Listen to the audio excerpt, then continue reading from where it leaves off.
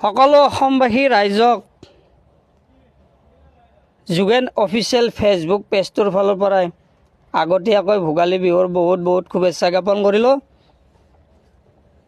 এই ভোগালী বিহুটো জানো সকলোৱে ঘৰত হাঁহি ফূৰ্তিৰে পালন কৰে, এসাঁজ খায়, তাৰে মোৰ ফেচবুক পেজটোৰ ফালৰ পৰা কামনা কৰিলোঁ।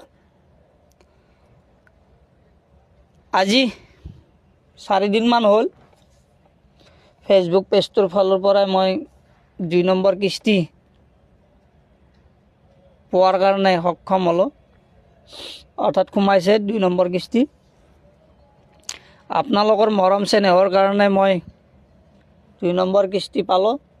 এনেকৈ মোক মৰম দি যাওক, মই ভাল ভাল ভিডিঅ' দিয়াৰ কাৰণে আপোনালোকক চেষ্টা কৰিম।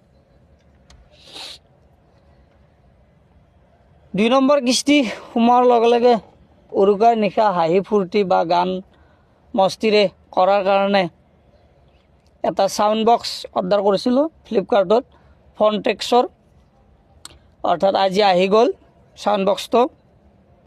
ছাউণ্ড বক্সটো আনবক্সিং কৰাৰ কাৰণে আমাৰ মৰমৰ মেডিদাক মই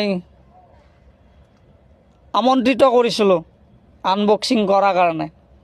এই আমাৰ মেডিদাই আনবক্সিং কৰি আছে ছাউণ্ড বক্সটো। ভাল কোৱালিটিৰ ছাউণ্ড বক্স, 4000 MRP আছিল, বিহুৰ অফাৰত 3000ত পাইছোঁ, তাৰ কাৰণে অৰ্ডাৰ কৰিলোঁ।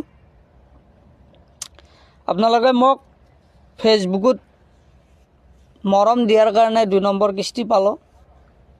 আপোনালোকক মই ধন্যবাদ জ্ঞাপন কৰিছোঁ।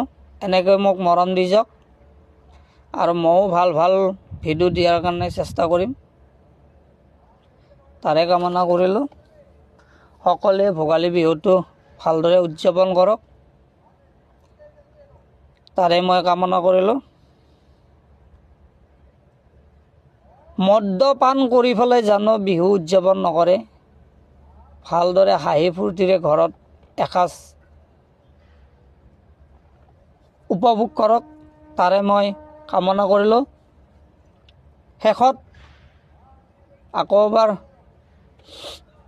আপোনালোকক ভোগালী বিহুৰ শুভেচ্ছা জ্ঞাপন কৰিলোঁ। ধন্যবাদ। জয় আই অসম।